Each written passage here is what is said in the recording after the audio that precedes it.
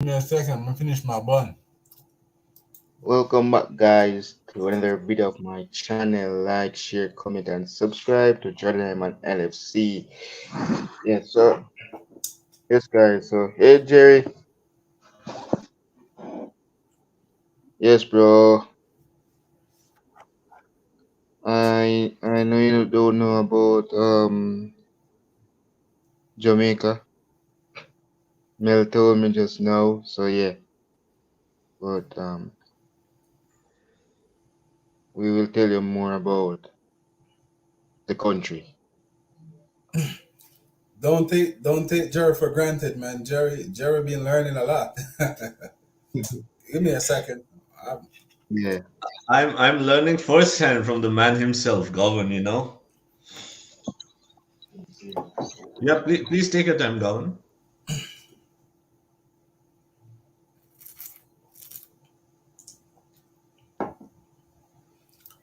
no, I'm good. I was just finishing up a little piece of thing I got in my hand. So yeah, welcome guys. Welcome to the Jordan. Never Yes. walk alone. Reggae boy stream. Yeah. Yes. Indeed.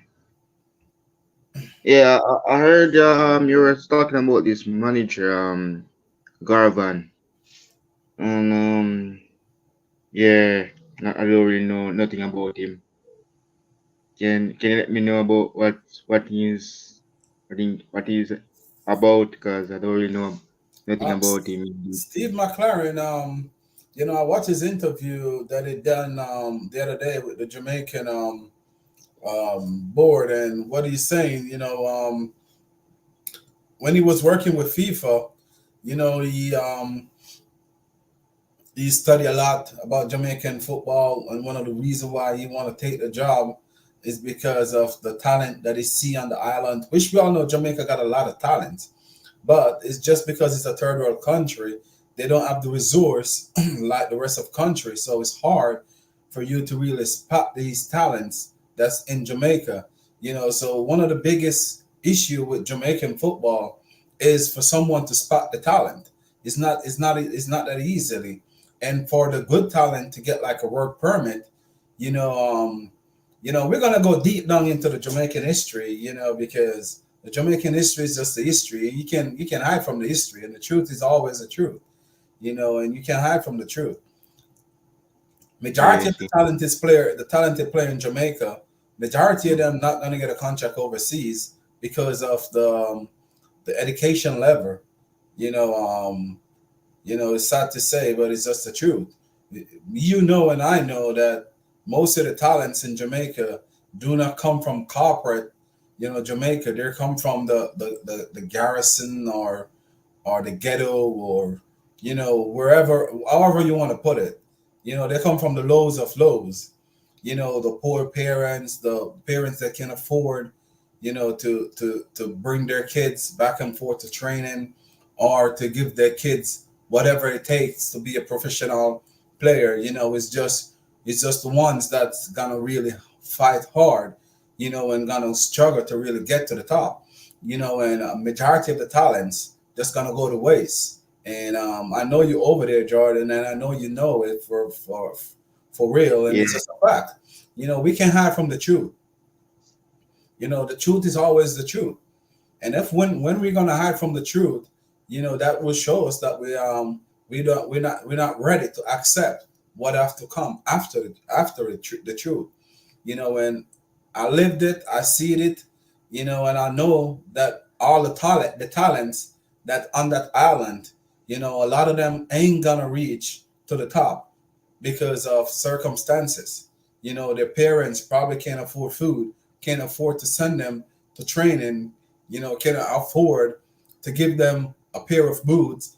There's a lot, and it's just unfortunate, that the better players sometimes not gonna get there, and it come with politics too, because if I got money and my kid is not good enough, once I can put some money into one of those teams, my son gonna get the game time over the player that even better than him. So it's still a lot, to accomplish, to rise the level. for the young people to really grow up, and get a fair chance. Which we all know that everywhere you're going in this world, not only Jamaica, it's always who can pull the string. Is it goes hand in hand. Because the 2010 World Cup, when Wesley Snyder win the Champions League, win the Italian um, Copa del Rey, if that's what it called. He win the Serie A, he win the Italian Cup, and also win the Champions League. And then he take his team, his native country, to the final after that World Cup that year. He was the most valuable player in the world at that time. And who get the best player in the world was Lionel Messi. Lionel Messi didn't win anything at all. The only thing he won was, I think, was he only scored what, 40, 45 or 50 goals that season, break the record. That's the only thing he got on his name that year. But if you check it out, Lionel Messi won the World Player of the Year. So that to show you that it's not only just Jamaica. I'm just putting that in there, so people know that it's not only just the third world country we got those problems. We got it everywhere. If you have a name, sometimes a favor go in your way. So it's just unfortunate. Touch on the bad part first. That we're not gonna ever see the best Jamaican team. Overall. In general, because as I said before, the circumstances, and we're never gonna see all the talents that on that island. You know, but this manager Steve McLaren, he said he worked with FIFA, so he's been there around Jamaica for a while, so he know the ins and outs. According to him, what style he's gonna use, I don't know. I think Jamaica definitely need a coach that can match the culture of the Jamaican people, and I think that's one of the biggest downfall, because Jamaica always get an opposite coach, and the coach that doesn't know the culture cannot match the talent that they got. Jamaica built with strength and speed. Unfortunate that this Olympic we got so much things going on.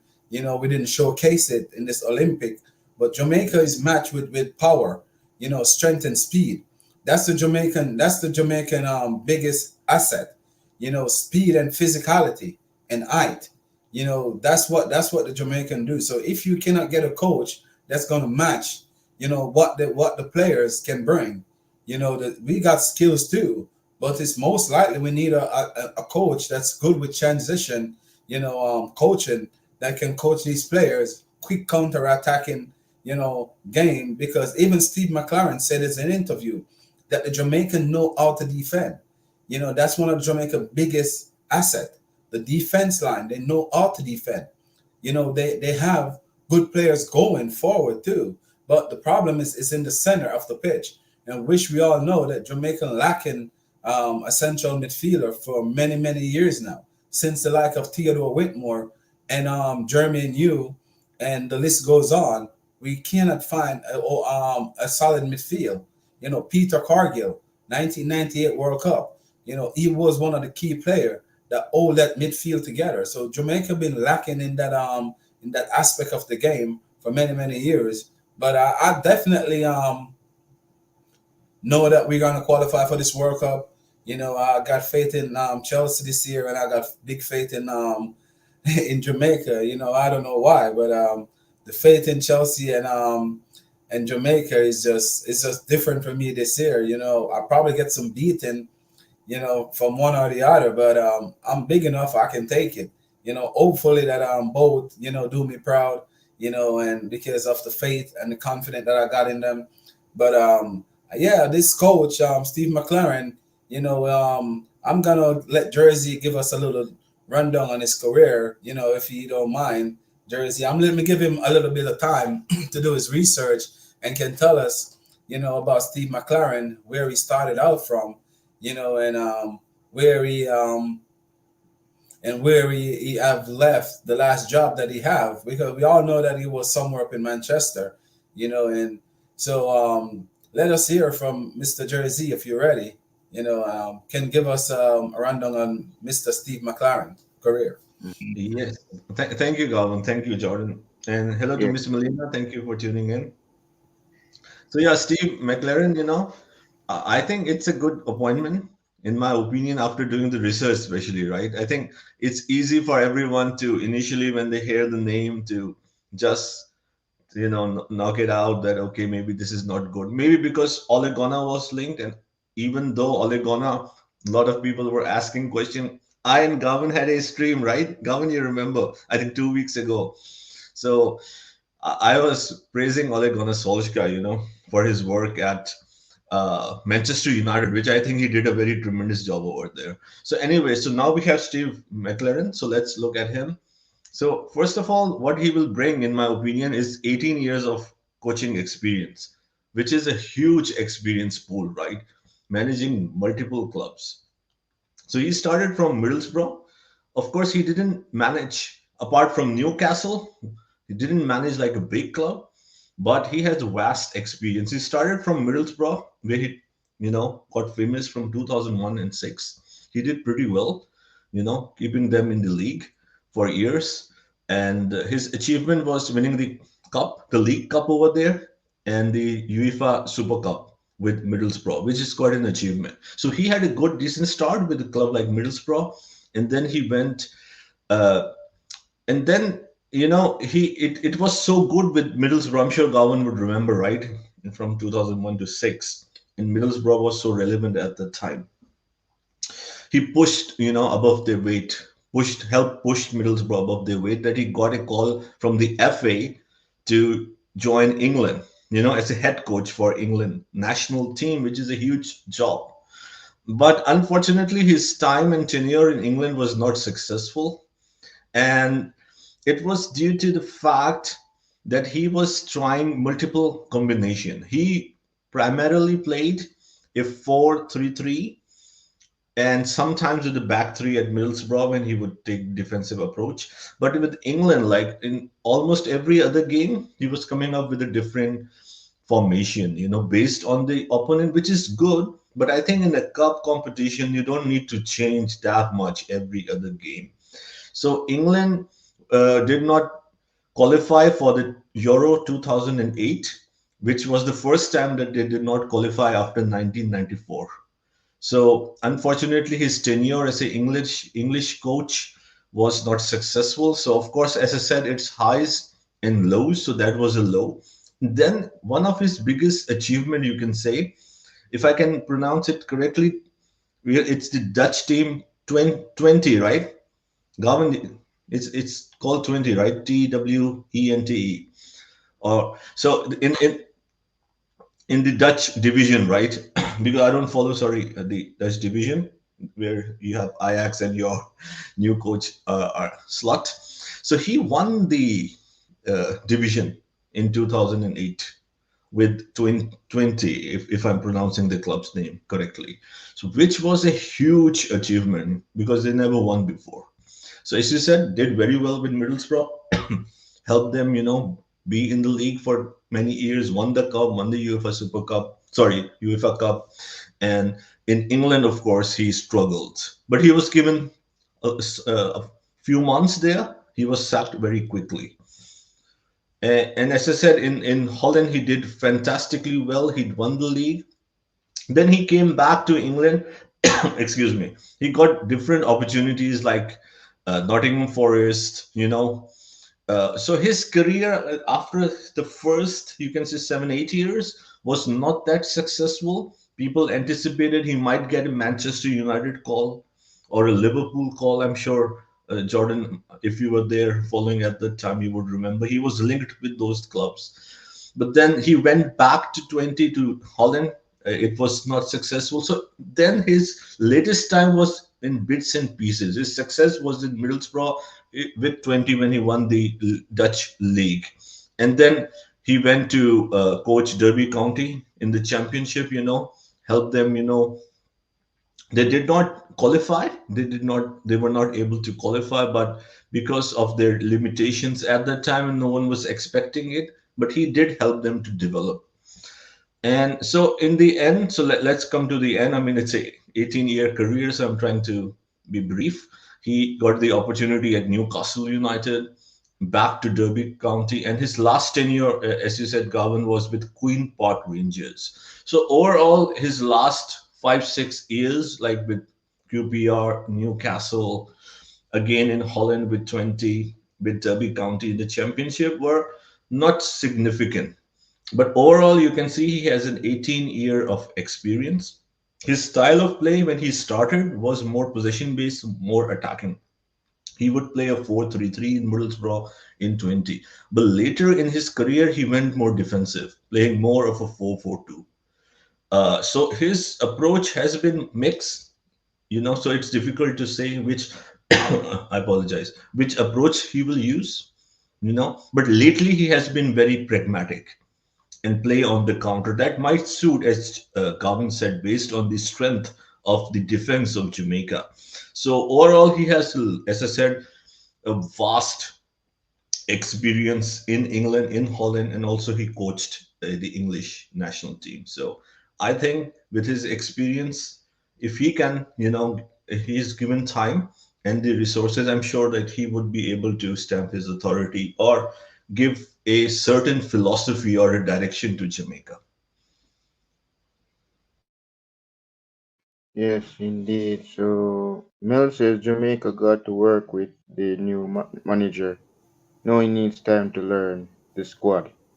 Yes, because we have players like Andre Blake and few our defense is lack of we need to start to defend Garvan because if you look Hold on, ma'am. back Can I just a little bit about this comment?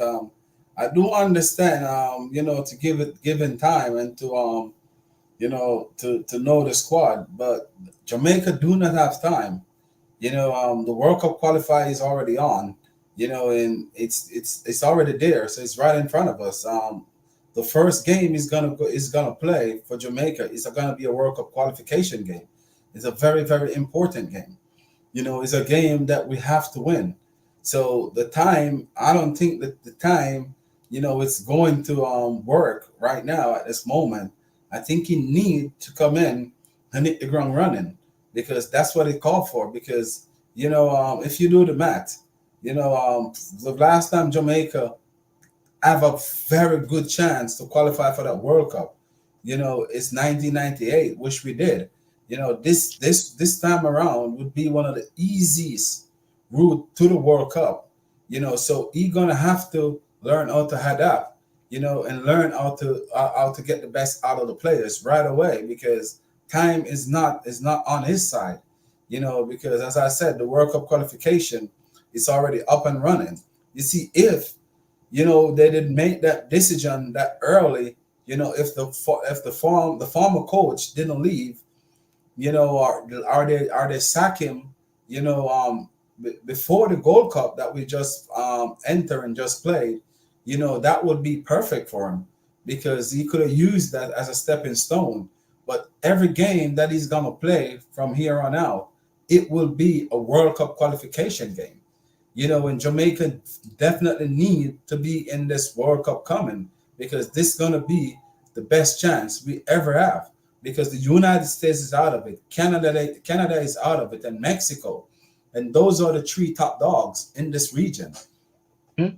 So if you take out those three teams, you only got Jamaica, Costa Rica, and Panama. Are the next three top teams in this region. So there's no time for mistake or there's no time for slip up because these are the big fish in the pan is out of this round. So they definitely have to hit the ground running. Welcome to the show, Ty. Hey Tyrone, Yes, Tyrone, yes, yes, yes. what's up, bro? Hello, Ty. How's it? Thank you for joining. Yeah, Yeah. um, yeah, I heard what Jerry Z said, and I had to come on because honestly, mm-hmm. he's trying to give the positive vibe and that feeling of, oh, it's something to be optimistic about. But something that I have to admit is that, well, not admit, but have to say is that the problem with the Jamaican national team isn't the coach. It's never been the coach, because when or he hasn't solely been the coach, especially in the previous manager before the Icelandic one. It's a case of the squad obviously being one that is combined of players from different nationalities, some being Jamaican, some being English Jamaican, or whatever the case may be, and that's causing that level of difference. The atmosphere being different because they're used to playing, whether in North America, playing in those leagues where you have bigger crowds, either have them playing in the top Europe leagues. Obviously, it's a case of disconnection, and when I reflect on the whole Copa America and everything, and the lack of their performances, the lack of quality in the performances, it shows that there is an issue in terms of being demotivated. That whole issue of being drained, and the team was just disconnected, and it's just something that constantly happens. And I've always said that an issue cannot be one factor if it's constantly repeating itself, coach after coach after coach, and you have the same issues. It's obviously going to give you that impression that, okay, maybe the coaching staff is not the issue here. Maybe it's an underlying factor that people may not want to admit, or they don't see.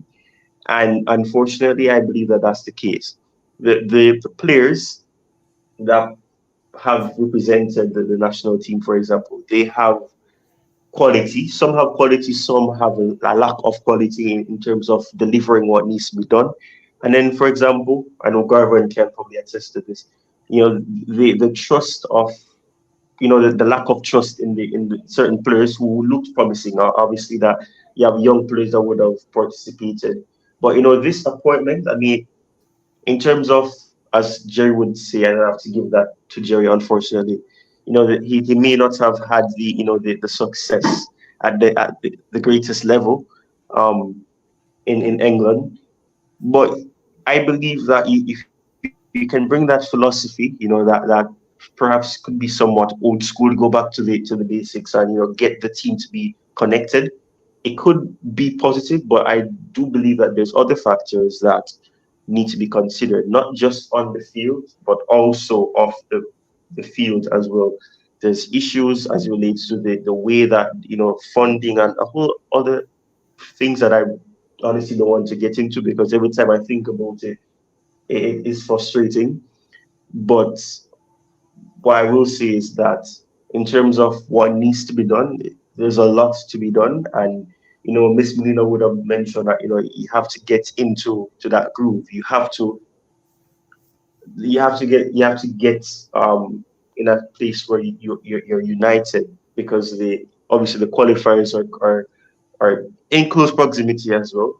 And even if they want to compete um in the at the highest level in terms of World Cup and all that, they have to work hard, and they have to find out a way to execute whatever strategy will be implemented eventually quickly.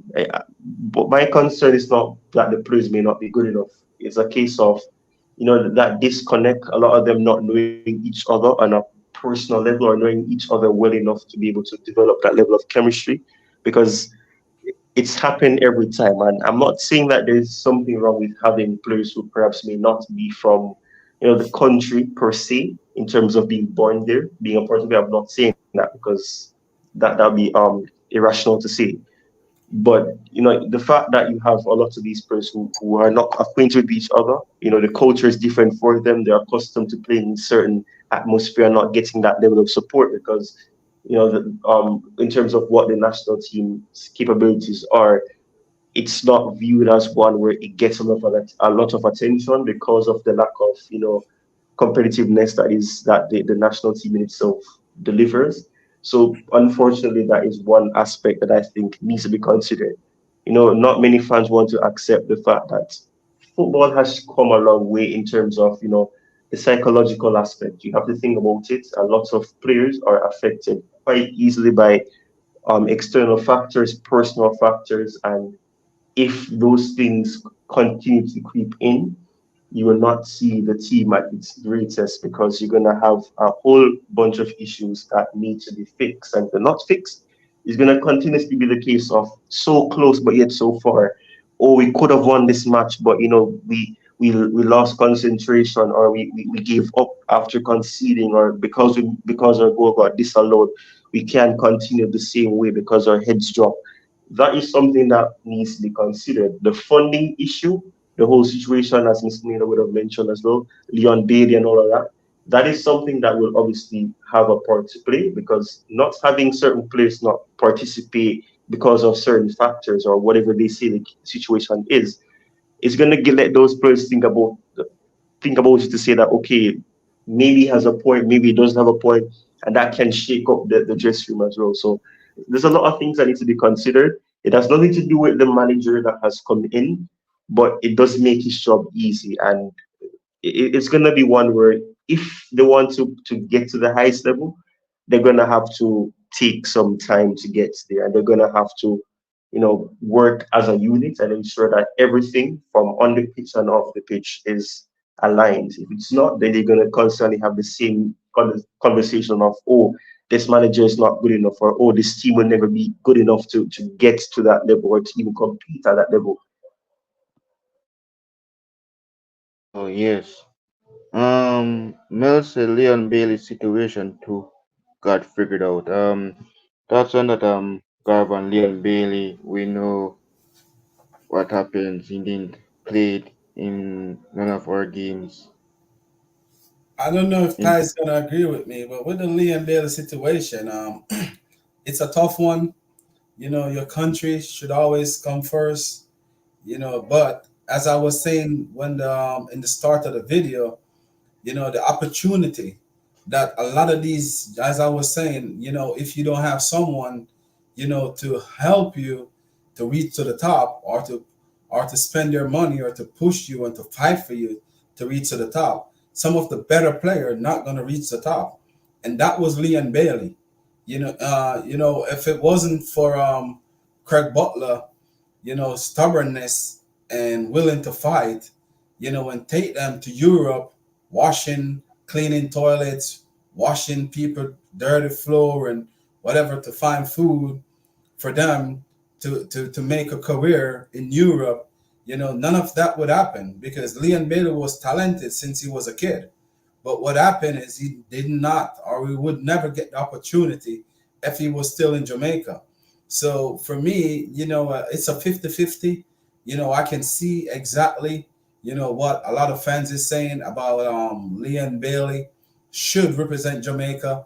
And I can see where some of the fans is he should not, because the man have all rights to decide what he want to do because his career didn't end out to him.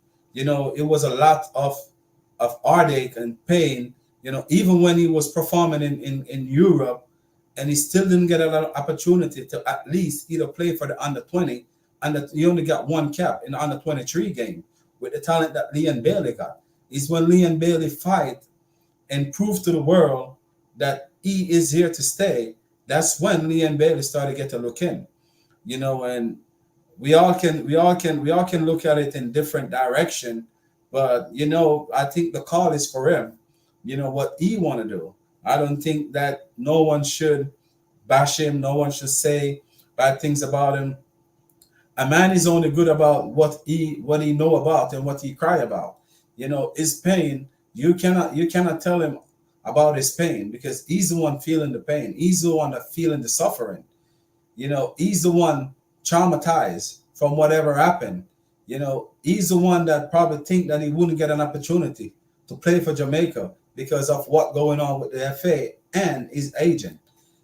So it's a lot. No one knows your cry. You can tell a man about your pain all day long, but he's not feeling your pain. So therefore, you can tell him but because he's not feeling it, he still can understand it to the fullest. And that's how I look at life. So it's up to Leon Bailey if he decide that he ready to come back. Because as he said, he need a mental break. It's a lot of pressure to put on that Jamaican shirt. That black, gold, and green. It's a big factor worldwide. And a lot of people respect that color across the globe. When you have on that shirt, you're representing the whole entire Jamaican nation, both home and abroad. Everywhere across the world, because Jamaican, in everywhere you turn, every corner in this world you turn, you can find a Jamaican. So I'm just saying that it's up to him. In my point of view, the FA need to sort out themselves. As I said, conflict of interest.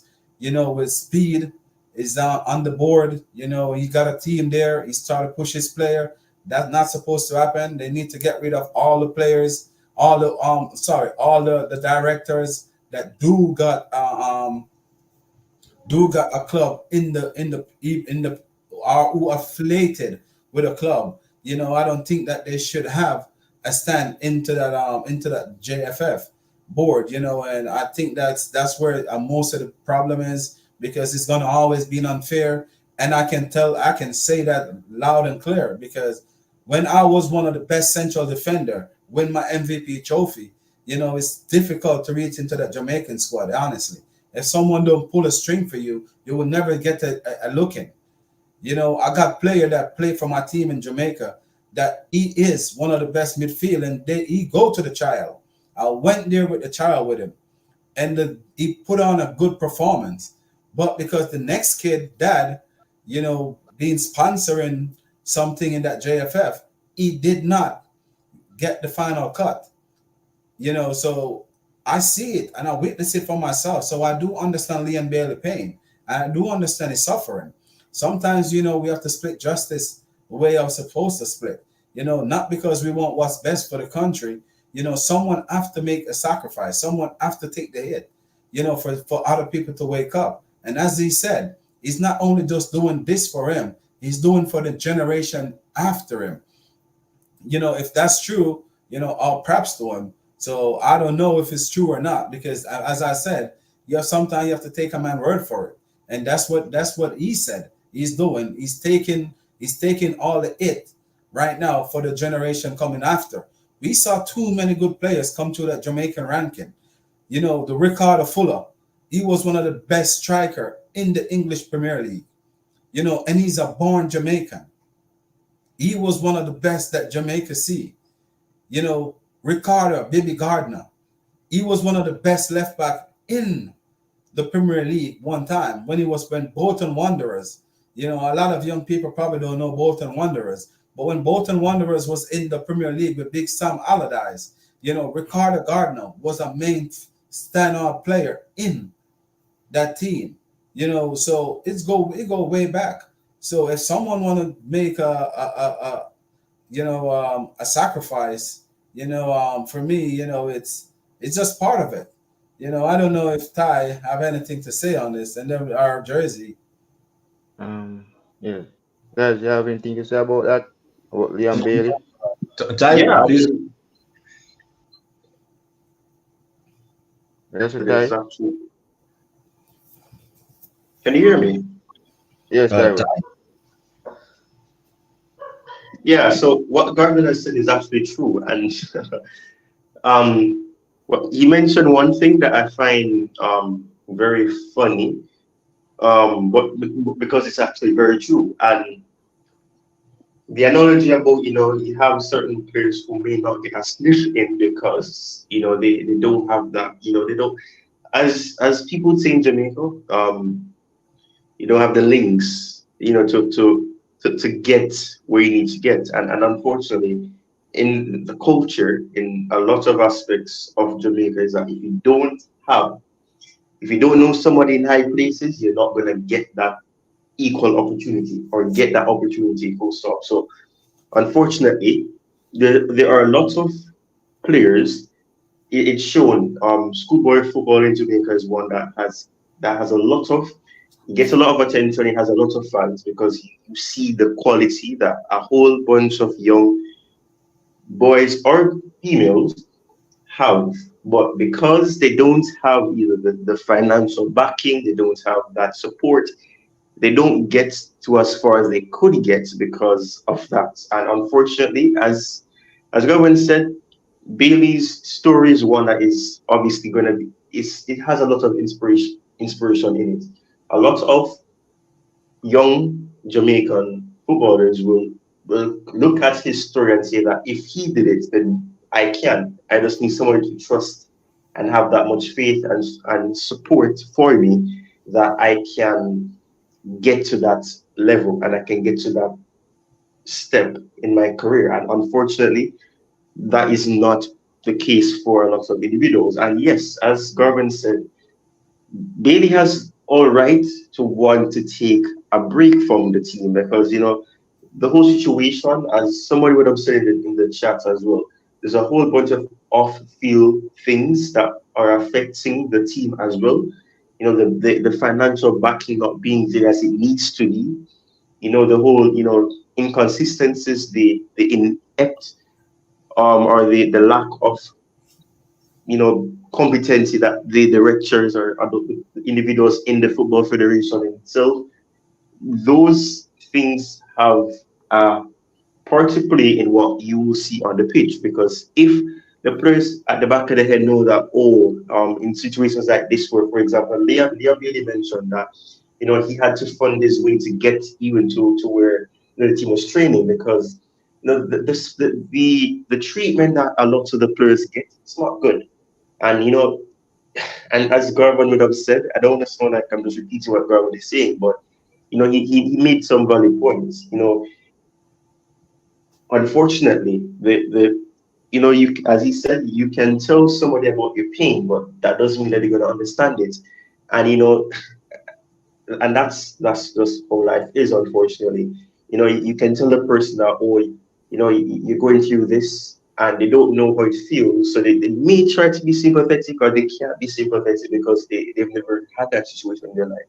So it's from the outside looking in, you can say that, he's being selfish, because I know that this whole situation has split opinions, especially in the Jamaican community, where they're saying, Leon Bailey is forgetting where he's coming from, and a whole bunch of nonsense, because he's decided to do that, and it's a case where he's being selfish because he's playing in the Premier League. I've seen a whole bunch of Jamaicans saying all manner of things because they believe that he's doing something that is selfish, which is dumb. And as I said before, Jamaicans in particular, they don't prioritize mental health as much as they need to. And Leon Bailey has opened up that window for people to realize that a lot of players, not just Jamaicans, but footballers in general, or people in general, the mental health is important. And if your mental headspace is not where it needs to be, you're not going to produce the results, whether it's as a footballer or any sort of job that you can. You're not going to get to that potential. You're not going to get to that highest level that you can get to if the mental aspect of your game is affected. And it's unfortunate. And as Garvin said, a lot of changes need to happen. There needs to be a shuffle in the federation as well, because it's not working. It's been decades of complaining and complaining that it seems like it's just getting worse. And I know people who say that the reggae girls is doing good and all of that. Why is that the case? But at the end of the day, you have to understand that it takes guts to be able to put on that shirt, knowing that you have a nation behind you, a nation that has diversity in its blood, trying to defy the odds, trying to prove to the world that you can compete at the highest level. And knowing that it's not easy to get to that level, because you may not get that equal opportunity, or you're not going to get that opportunity handed to you as other nations or other individuals can get. So the whole situation with Leon Bailey, it's very unfortunate, because it's something that a lot of Jamaicans don't understand because yes, they may understand that the struggles are there, the challenges are there, but they don't understand what it means that this player, yes, he may be getting a good paycheck, but at the same time, money can't get you the happiness. And if you're gonna be, playing for your country of birth, and the treatment you're getting is that type, you're gonna want a break. It goes across the board. Any job, if your boss makes you feel like you're not important, if the treatment that you get is one where you have to be assessing if you should even be playing for it or being a part of that, company, or being a part of that, that setting, then it shows that perhaps the MBA had a point. And but nobody knows the full story, nobody knows the full context. It's just what the media will be exposing here and there. There could be many things that are not being said, and that's just it. Only the MBA and the federation know what really is going on. I hope it can be rectified because it's obviously affecting the team as well. Because losing quality is never good. It's never good to drop in quality or to not have a player that can offer so much to the team, not be a part of it because friendships are there, and also it doesn't help that you have a whole bunch of players who are not acquainted with each other. They don't see each other sometimes until maybe international breaks, and then work in one system and then coming into another system for a nation is completely different. So there's a lot of things that need to be considered. And it's, as I said before, the situation that is present in the national team is not one thing, it's not two things, it's more than several things. So, a lot of something needs to happen, a lot of work needs to happen behind the scenes as well, because the nation can do better and it should be doing better because the quality is there in the country and the quality is there in the team. So you just need to rectify those issues, give it time, and success will surely follow because hard work comes with success. Yeah. Thoughts on that, Jerry, as what Tyrone says indeed about Leon. Yeah, the point made by Garvan and then Ty, or Ty, Garvan and Ty. I mean, I completely agree. I understand. Of course, I do not live there, or now, of course, I have the friends from the community, but I can understand this from, I mean, keeping my experience of some family members or friends in other countries who have the same issues. So I do understand, and very well said by Ty, Of course, we were discussing the coach, and that's one thing, but the bigger picture is what Ty said, the issues, everything that he mentioned, Garban, the infrastructure, the culture, and how you have the issues and the challenges that you have at the ground level, at the grassroots level, to come, take the next step. So this needs to be changed, and this, of course, I mean, I cannot say for Jamaica, but I'm sure the new generation and the people are always wise. They are doing the right thing. So hopefully, over the period of time, it will be done. I don't think so. It will be fixed overnight, right? The issues that I mentioned, it takes time. Unfortunately, hopefully they can be fixed soon. But each step I think is vital. So for McLaren is important, to at least put a system in place that that many managers, especially when they are working with a team or a club that is developing, they also work with the culture of the club. Of course, he won't come here and introduce a new culture. Of course, he'll be working in Jamaica. With culture, I don't mean the culture of the country, I mean the culture of the organization, right? So he can really work on that. His experience should help in that, with even the talks and how you develop, how you come for training, how you prepare yourself. It really, transforms from player to player, into the training, the academy. So I know it's easier said than done, but of course, I'm sure that the Jamaica, when appointed Steve McLaren, this should be. I hope so that this should be one of the most vital thing, that they should be looking after. So Yeah, yeah, very well said, Ty and yeah, Gowan. Do you have to say anything on that? yeah. So yes, guys.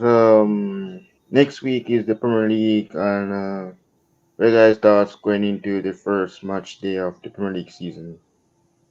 Carbon, your thoughts on the open season of the Premier League this next weekend? Um, the Premier League, the Premier League, the Premier League. Where can I start with the Premier League? My biggest, one of my biggest concern is for your team, Liverpool. You know, I want you guys to have a miserable season. You know, when I say miserable, I really don't want you guys to at least finish it in the ninth or tenth place because of two Liverpool fans. I'm just kidding. Yeah. Yeah, but my biggest thought on the Premier League, Miss Melina, in the chat, as I said, I'm still sticking where I think that Arsenal, probably gonna take it from City. I know City beat Manchester United today in the Charity Shield, but um, if you notice, the margin with City is getting closer and closer and closer every year. So I think probably this is the year where they're gonna stutter and they're not gonna able to find their way, out of it.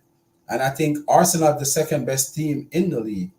As I said on yesterday on and Jerry's show, you know, it's definitely gonna be, a hard one, but I know for a fact that Liverpool Liverpool, will be somewhere up there. But for me, Arsenal is the team that I have my eye on, and I keep on saying it for how many weeks now, Jersey? About 4 weeks. I keep I on think saying, start of June or mid June, so 6 weeks, I would say 6 weeks. 6 weeks. Wow. yeah. So it's definitely gonna be it's gonna be a thing. You know, a lot of you know, like if you watch football over the years, Brazil. Let me go way back. Brazil. Brazil was the dominated team in world football for many, many years, right? Many, many decades. And then you can see that Brazil, since they win the last World Cup, the 2002 World Cup, you can gradually see where they start to regress. You can see where they're regressing a lot. And then they fall right out completely. The same thing with Belgium, the golden generation, England, golden generation. So football have this turn. If you look deep inside of it, you can see when a team is start to rehearse. And the same thing with Manchester United. When Sir Alex Ferguson was there, Sir Alex Ferguson probably could have go one more season, but he know that he could never go one more season because he saw the special one, Jose Mourinho and Arsene Wenger was pushing him and pushing him and pushing him, and he was burnt out. The same thing with you guys, Liverpool team with Klopp. Klopp pushed cities for so many years till he automatically burnt out. So right now you can see that Pep Guardiola, you can see that he is a man, a shadow of himself, to be quite honest. You Facts, see that, facts. yeah, you can see that the passion that he got when he just come into the English Premier League is not really there anymore. You can listen to his press conference. You can see that it's changed. And that's why I'm so disappointed when it come on to Chelsea.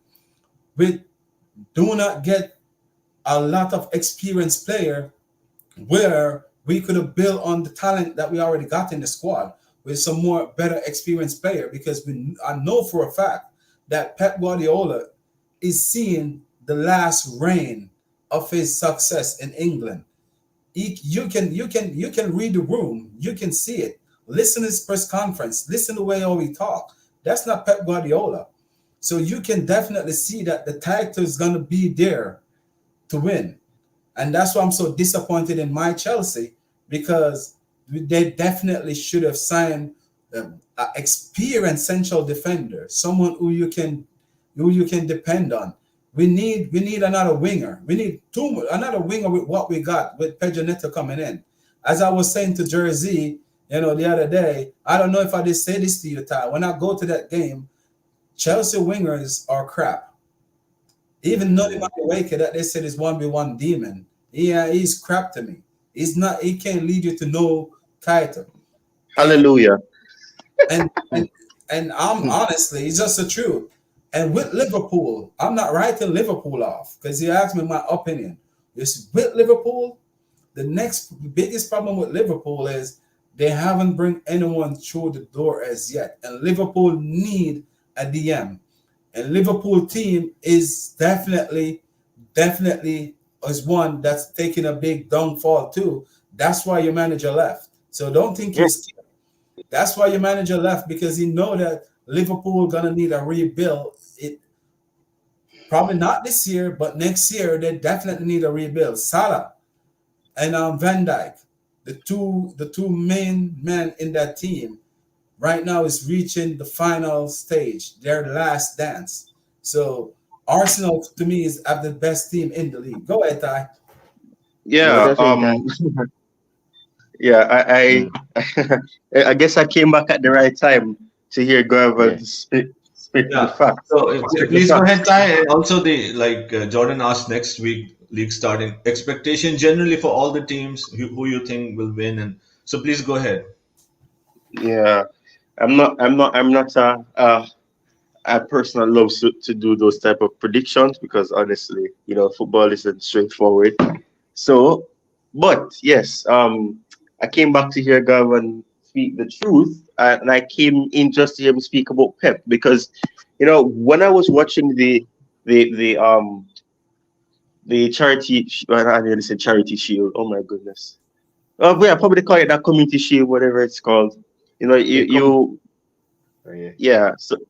yeah. So when I was watching that match, it was a case where Man United, for some aspects of the game, if well, I don't want to say most, they were the team that you'd expect to win because they were actually outperforming Manchester City in a lot of areas. The same could be said for when we played them in preseason because looking at what happened in that match, for example, the way that we're moving the ball, getting beyond them, and it's the same thing Man United. You can see that Pep his persona has changed. You know, reflecting on even how he was being portrayed in terms of when the camera went on him. You could see the change. He's not vocal as he used to be. He's still vocal, yes, but he's not as vocal as he once was. And as Garvin said, Klopp would have had to, have somewhat of a two-legged horse race where you have Liverpool, Man City for most of their time in the Premier League, fighting with each other, trying to outdo the other, having some good battles of losing the league or win the league by 1 point. All of those things being there and being factors to consider. Klopp left for many reasons. I think him saying that he's drained was just the easy way for him to say that the project at Liverpool was becoming harder and harder.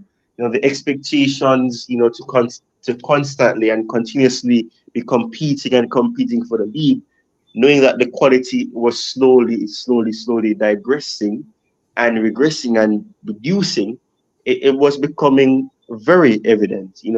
They have Salah, who's somewhat of a legend for them, a player that they signed, and the moment they signed him, he's been a very crucial player for them, scoring goals in important moments and all of that. And then you having that dynamic trio that obviously has now become a one-man attack. Salah, Firmino, Mane being that go-to front three for Klopp, and then slowly losing Mane and then Firmino and all of that.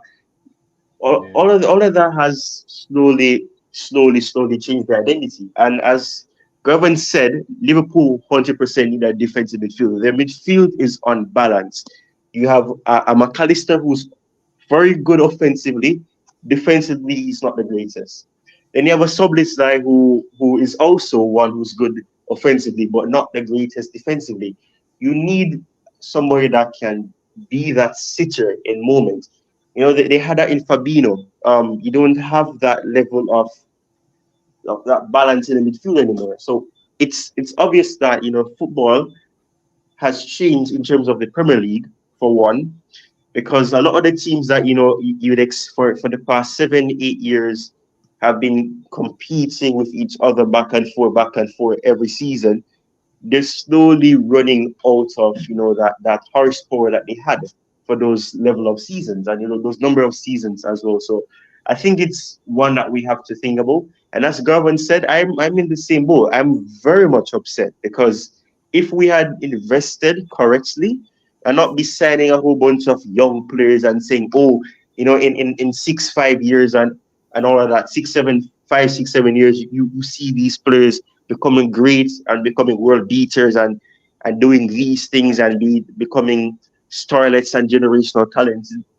That's that doesn't work. You can have some young players and you mold them and you try to get them, but you can't have young trying to mold young. It makes no sense. You can't have a whole bunch of 19, 18, 20, 21 young players and then you expect them to deliver at the highest level. And Manchester City have been there for the taking for years now. People are recognizing it 2 years, in my opinion, too late. I started seeing it the moment that Liverpool were able to win the league the way that they did. And even perhaps before that, where you could see the drop off there as well, where Liverpool almost won the league and they lost by 1 point or 2 points, one of the two, before they won the Champions League. It happened. And to consider the fact of even when Chelsea were top of the table, early stages of I think the second season of Lampard and all that, where Manchester City were struggling and they were struggling. And then the next season they started off pretty poor as well, losing to West Ham and losing to teams that you'd expect them to beat. And then eventually coming back, from behind and win the league. So they were there for the taking. It's about pouncing on the opportunity. So Manchester City have not been dominant as a lot of football fans have portrayed them to be. Yes, they can get a goal out of nothing. It showed in the fact that they scored an equalizer minutes before the game ended against Man United. But the team is slowly digressing. They have players who have been there with each other for years. So obviously they're gonna still have that connectivity. They can, get a goal and pick a goal out of the hat and all of that. But they're not the same team. They're not the team that they play beautiful football, yes. What Pep Guardiola has done at Manchester City, nobody can erase it. He's done tremendous work there. But the team is slowly and slowly and slowly reducing in quality. And I mean, yes, they have promising players, Oscar Boban and McAtee and players like that who are looking like they could potentially become excellent players for the club, but it's not the same team. They're struggling. I mean, the preseason. I know people say preseason is preseason. I'll say that preseason is where you can lose matches and it doesn't really matter because there's nothing to lose, in terms of trophies and whatever. But if there's anything that you can tell from the preseason is that the quality is not there. Yes, Pep spoke about 70% or whatever amount of percent he said of his first team wasn't available, and then those players coming back eventually because of Euros and whatever international competitions. It showed that if they don't have those players who've been there, for years and years and years, the team cannot deliver. They have some players who can probably get a go for them here and there, but it's not the same. So yes, as Gervin said, I'm upset.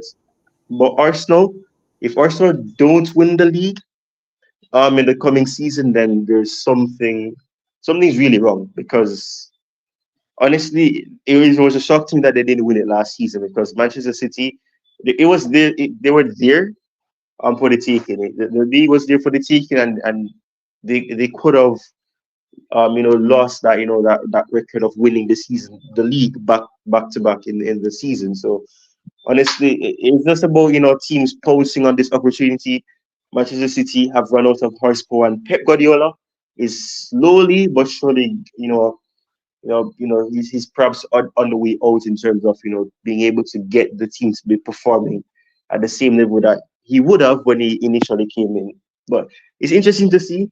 My prediction for the season, for the Premier League season in full, is that I hope that we see teams actually who have actually managed to strengthen in areas that they need to strengthen, perform at a level where the Premier League can be entertaining. It was entertaining the prior season because the quote unquote bottom teams were able to get results against the top teams.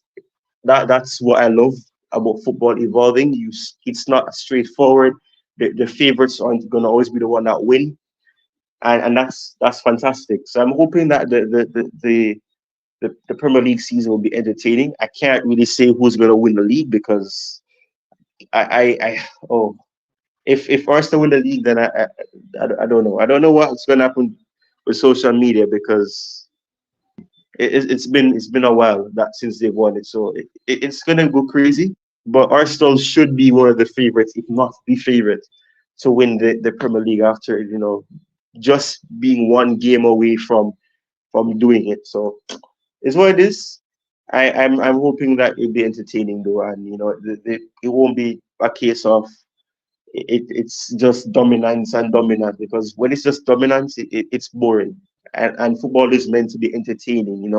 You should have you at the edge of your seats, not one where you're just sitting back and saying, "Oh, yeah, this is what I expected." Anyways, football should be entertaining, and it can't be entertaining if it's just this team dominating and dominating and dominating and dominating and dominating.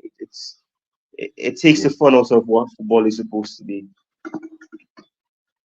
yeah. So yes, So, guys. Jordan, Yeah. what's your take? You haven't said any, on this topic what you're discussing on the league, Liverpool, and who do you think like are the favorites in the going into the Um, next? for me, especially as a Liverpool fan, despite yeah, we have Arne Slot, I'm not really gonna call it a race too early because this manager, I don't know nothing about him. He used to coach Fernard, so if we give him some time, we will see what he will do because well, if that race will be between Arsenal and Man City, it's gonna be between them because for us, I think it's gonna be just tough for because I want to get used to the manager more and he with his tactics, we pick up 3 wins in pre-season, beating Real Betis, beating Arsenal, beating Manu.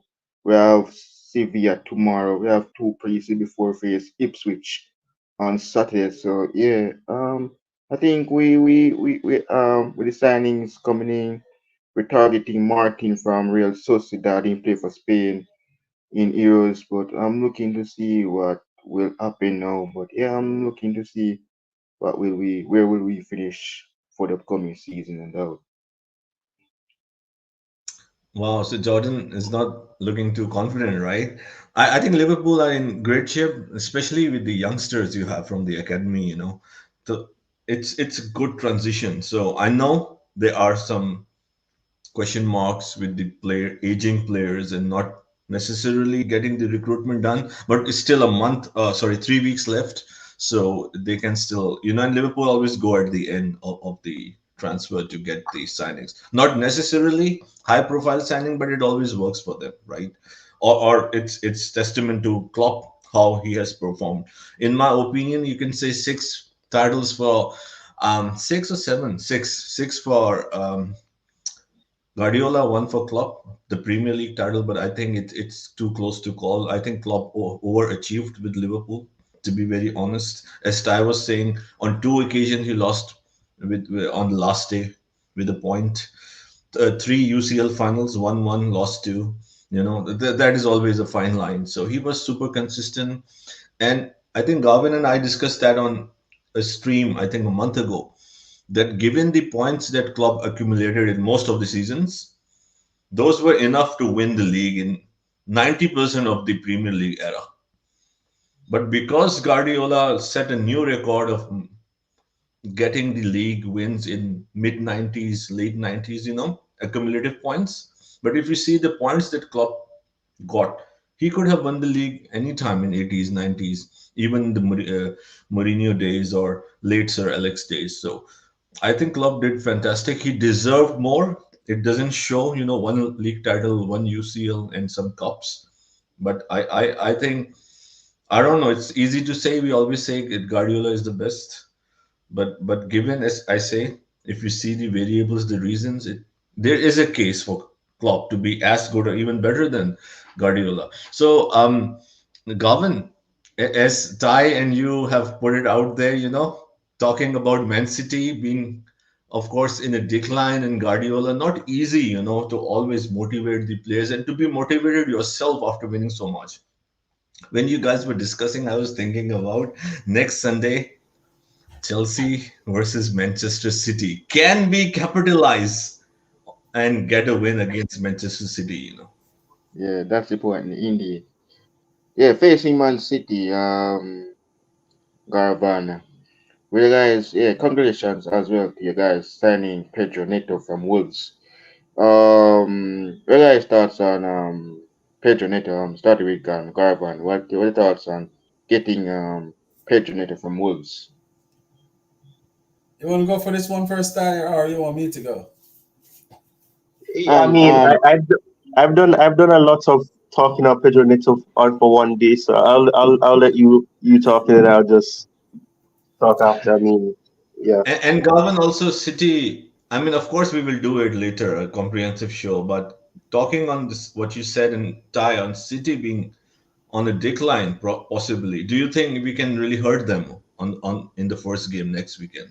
Um, for what I see in preseason, right? The Real Madrid and Chelsea game when I attended, I want to send more videos, but my main focus was to scout, each and every player on the pitch, even before the games, because I was sitting where I can sit at all, even the owners, they were just right there, right in front of me, where I can see them very clearly, and was trying to even listen some of their conversation, what they were getting, trying to be some magician, try to read the lips and try to understand what they were saying. My big focus was to find out or to see, if I should have hope for the season. I think the coach, I think he's definitely, a good coach. I think he's very smart. I think that this preseason that I saw all the Chelsea fans is raving about, you know, um, I don't think those players that really play in mostly that playing those all this preseason game. I don't think a lot of them gonna be a starter. If you notice in the preseason, the players that didn't have any injury issues last season didn't get much minutes. It was all the players was out for the whole entire season. They're the one, was playing all the minutes. Look at Lavia. Lavia played most minutes of every single player. Christopher Nkuku, he start almost every game. Reece James, the same thing. So this preseason was majority of the players that he want to get back to fitness. That's why I'm not using this preseason to really judge the team. Modric, as I said, like he's a man that lost in the wilderness. No one can find him, but he have to find himself. You can put a worldwide squad to search for him. You can't find him. He's gonna have to find himself. He's a shadow out there on the pitch. He don't understand movements. When he's supposed to make the run, the players have to be telling him. I don't think that it is the language barrier. I think that he just don't understand. That he'd have to run. Nodi Madueke is another big issue. He complained too much. He sit on the pitch, pulling down his shorts, trying to get himself cute for the camera. Like some girl, like some big girl. It's just a fact. He's not ready for Chelsea level. For what I see in preseason and what I see live, I know they said he's a 1v1 demon, but beating a man and don't got any end product, doesn't exist in football for me. You have to have end product. If you're gonna beat a man, what you do with the ball after, that's what mattered to me. Look at Eden Hazard, look at Cole Palmer. It's a lever difference. You asked me about Pedro Neto, so that's why I'm giving you this now, so I can go to Pedro Neto. Um, these wingers that Chelsea got is not ready at all for Chelsea lever. Chelsea cannot move forward until they replace all these wingers. And the next thing again, when you look at Pedro Neto coming in, he's not out and out goal scorer as according to a lot of people. But if you look at the teams that he play with, and if you notice the amount of assists that he brings, he's not only a player that take people on. He's a smart player, just like Cole Palmer. You know when to take on, you know when to pass, and that's the difference with Madueke and Pedro Neto and even Cole Palmer. The difference is they are a football player. They play not only for themselves, they play for the team. So I think that if Chelsea can pull a Victor Osimhen off or another winger, to help the Cole Palmer and also Pedro Neto, I think that we can beat Manchester City, to be quite honest. Manchester City, as I said, they're very declining. The defense line that we saw play in preseason, I think that is just a spiteful, from the manager because of what he keep on saying in press conference, that the players need to come out of this bad habit because they got this bad habit like from the last couple of seasons where they're playing this eye line. You want them to fall at least 4 or 5 more meters below, and I saw it on the sidelines when he's directing them to drop off. Noni Madueke wasn't helping Reece James. So what they're trying to do is always trying to catch what this guy from Real Madrid, Vinny, they kind of trying to catch Vinny offside at all times because he was so close to Reece James and because of the help that Reece James not getting and the double they're trying to double up on Reece James, so they have to push high to try to catch him offside. Those are some little factors that I definitely don't see in when the season starts. It's going to happen. I think that he's just letting them suffer the consequence. If I'm correct for what I see, but definitely we definitely can either walk away with a draw or a win. I'm not scared of Manchester City like a couple of years ago, to be quite honest. I think Manchester City right now is a wounded dog. They're just waiting for someone, to nurture them. And that's what Arsenal did the last couple of last 2 seasons. And I think that they're there for the taking. Yeah, indeed. City that yeah. For me, man, I hope them. I want them to lose on Sunday. Ah, I yeah. swear, man. Yeah. So we beat them as well, so I cannot stand them. So I cannot wait for them to lose. I cannot wait for Chelsea to beat them. I want to see Pedro Neto score some goals. His Chelsea debut. Yeah, he debuted in color blue. And Indeed. I got one more thing to say before I see this comment and it remind me something. It's fact.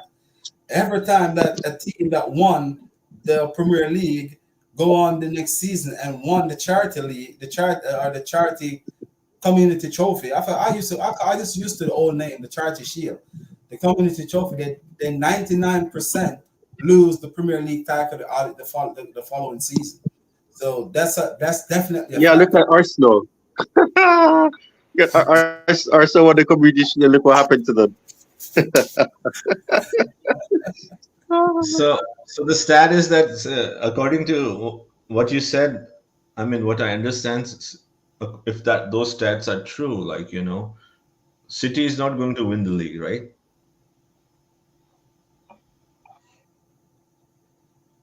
Um. Yeah. Garvin, is that what you said? Huh? That Yeah. Go City will see. not win the league this season based on those 99% stats? Stats, yeah. I don't think as I keep on telling you guys, I don't think City going to win the league, if City do win the league, is Mikel Arteta. Let me let this clear, loud and clear. You know that Pep Guardiola and Mikel Arteta are buddies, they're friends. So Mikel Arteta gonna know that this is my buddy last dance in the Premier League. So what I'm gonna do, I'm gonna pick the trophy up and walk with it and bring it, go straight to the empty hat, not the Etihad, the empty hat. They're gonna bring it there and give it to them and said celebrate for the last time.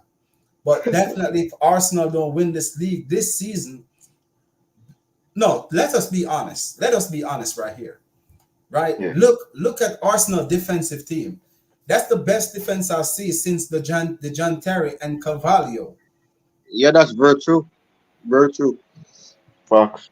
Yeah, yeah. People talk about for example, I know a lot of Chelsea fans when they look at they got Ricardo Calafiori, the Italian guy. He's a very good defender. I mean, he made a couple of mistakes in the Euros, but he's actually a very good defender. So they got a proper defender, in that back line. So in terms of the moments where they would have leaked goals, they they've got a defender. He's attentive. He's good on the ball as well. And Arteta's Arsenal is a team that they can move the ball swiftly. They can get the ball from one point to the next in a matter of seconds. So if you can have your defenders being good on the ball as well, you're good. So in terms of what they've done, they've actually improved. They've gotten players that can actually help the team. That it gives them depth. And not many teams, especially Manchester City, have that depth. Yes, they have a Kanji, they have Ruben Diaz and all of that. But in terms of having those players being able to for you to make a swap, you're losing some aspect, you're losing quality. And a lot of teams, if they don't have their starting defenders, you see a drop off in quality. You either lose the good passing, the over the top passing ability, or being able to be attentive in terms of defending situations. And Arsenal are in a very good spot. So if they don't win the Premier League, I'm going to honestly be disappointed as an Arsenal fan would be, because what they've done, the project that they've been building, it's one that has a lot of promise. And their recruitment in terms of the sporting director and the recruitment that they've done, it's been top notch. So I genuinely hope that Manchester City don't win the Premier League.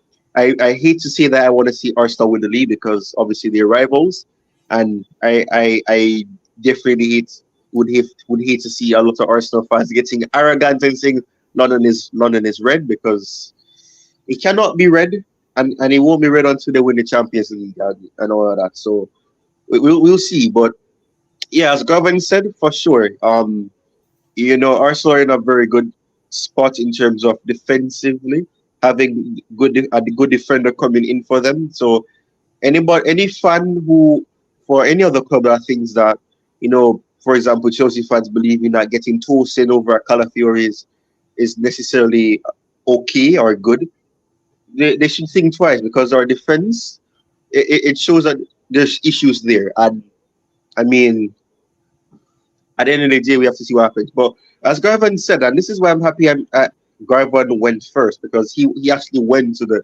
last preseason match, and he was in a good area, of the stadium, to see the play, to see the instructions from the sideline from Enzo. I was saying this to Jerry as well. I don't know if Jerry remembers, because he didn't watch the match.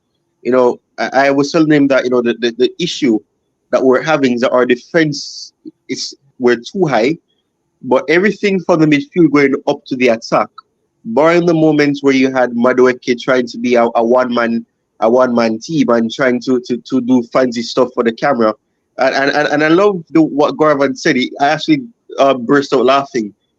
You're saying like he was moving like a girl, and like trying to. I don't know. He was probably trying to impress somebody. Maybe he had a partner or somebody that he likes in a stand that he wanted to impress. He was trying to do some little flares and was blushing. yeah, he was trying to get her to blush, like, ooh, Yeah, I know, I don't know. So and that's what I'm saying. And as you said earlier, Garvin, we definitely need wingers, not a winger. Neto, um, and as you mentioned, Neto is not a goal scorer. That is one thing about this game that if he can get it, he'll be a tremendous player for Chelsea as well. In terms of creativity, ball carries and all of that, for the people that are obsessed with those type of statistics, Neto is that guy. He's had injury issues, which is obviously the biggest concern that Chelsea fans will have because we have our fair share of injury-prone players. We've become medical FC. We can look at the Reece James situation. He's another what they call minor hamstring injury. So it's not starting off well in terms of injuries already for Chelsea, and the whole situation in terms of Neto missing over 100 games already for Wolves because of injuries and all that. So hopefully that can be rectified. But as you said, we haven't replaced some of the wingers. I remember the days when we had Willian and Pedro. And Willian wasn't there about his cup of tea. Pedro wasn't there about his cup of tea.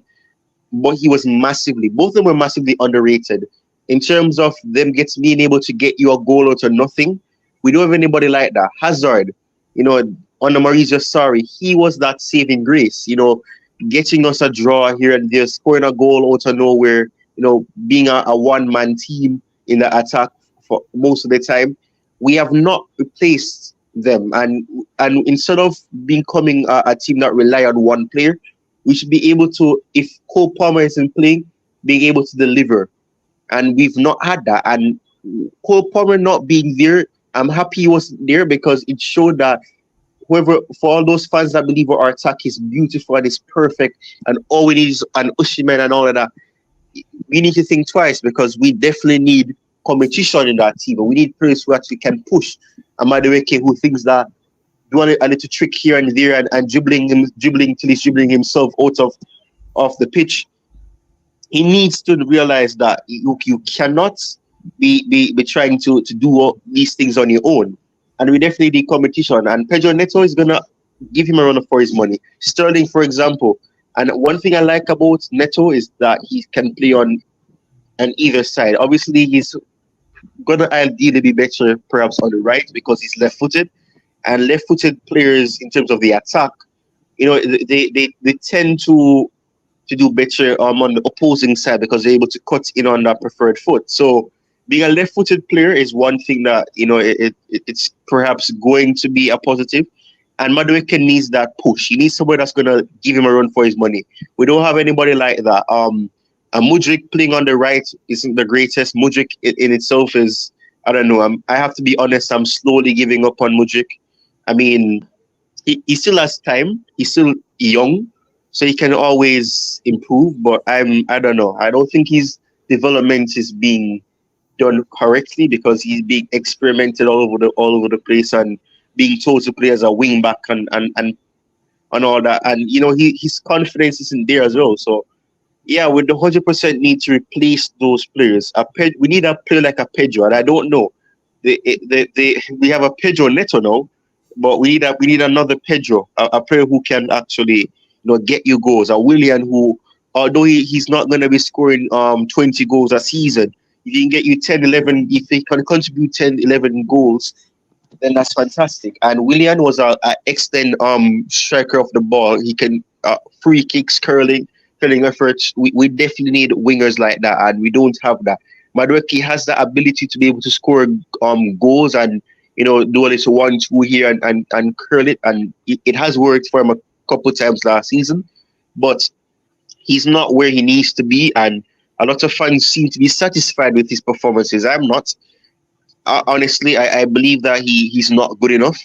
That doesn't mean he can't become good enough, but right now he's not good enough. And if this was the Chelsea of the old, he would not even be on the bench. He wouldn't even be in the squad. So in all honesty, it shows the level of progression that needs to happen in the team. So if we can get an attacker, a winger ideally, we should be able to do better. But this process is going to take season. I don't think we're going to win the league next season or the coming season. The coming season that starts in a couple of days. it's over a week or so. You are. I don't think that's going to be the case, but if we can, compete for top four, gets back to where a lot of rival fans or neutral fans expect to see Chelsea in Champions League or whatever, then that would be a good step. It would be a direct a step in the right direction, but we need more recruitments, and the whole signing young players and hoping that they'll come good in coming years. It doesn't work. You need to be planning for the now and not just for the future, because the present is, it makes no sense you're planning for the future if the present isn't looking good. So it makes no sense. So that's one thing that needs to happen. But yeah, it 100%, and I'm happy Garvan was able to have that experience of being able to assess the situation. And as he said, Maresca, I have a lot of faith in Maresca because he's actually pinpointed where the issues are. He's not oblivious to it. He's not coming on and saying, "Oh yes, the team is doing excellent. They did everything and all of that." He's actually being able to assess the issues, the errors that are there, and he's able to pinpoint where we need to improve. But the defense is the weakest link. The midfield and attack is not where it needs to be, but we can create opportunities. We just need to be able to turn those chances into goals. And as some Africans would say, finish our meals. If we can't finish our meal, then we can't win matches. So you need to be able to get over that line and get the ball beyond the goalkeeper and not right at the goalkeeper. So there's a lot of work that needs to be done. It reminds me quite much of the reggae boys, process. The project takes years. It takes time. It's not straightforward. There's a lot of off the field issues as well. So we just have to see what happens as well on that juncture. Yeah. Garvan and Gerard, I heard the guys was talking about Victor Osimhen. So, but are you guys interested in him to Chelsea?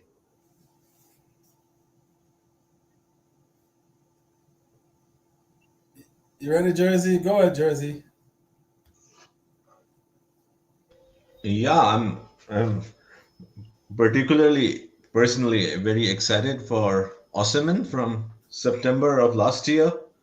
We have done like multiple streams on different podcasts with Osimhen's link to Chelsea, so it's not a new link. So yeah, I mean, I think in my opinion, I've been saying that from the time I joined the community or the content creation from last season, summer 2023, that the first thing we need is a striker, in my opinion. But we never went for a striker.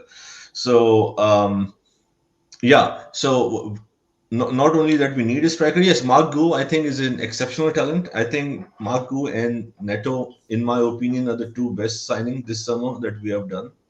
Mark Gu is still new, right? I think he has the potential, the physicality, and the skills that he has already shown to be a great forward striker. But again, as Ty said, we have to think about now. We just cannot think about the future. So if we have an option to go for Victor Osimhen, the situation is that they are not allowing the swap deal anymore. And again, his wages will be a question mark. That's anyhow besides the point. So the question is that will I be excited? I think we need a striker.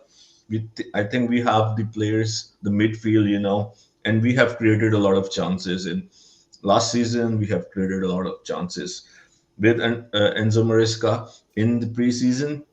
So if Victor Osimhen can come, I think we will finish in the top four this season. I will be very confident. Although I predicted Chelsea to finish sixth for the record, but with Victor Osimhen, I think we can finish third and fourth. And I think he is the missing puzzle, right? This one signing is the missing puzzle. Yes, the issue at the defense exists, but at least we can solve one area, right? We create a lot of chances.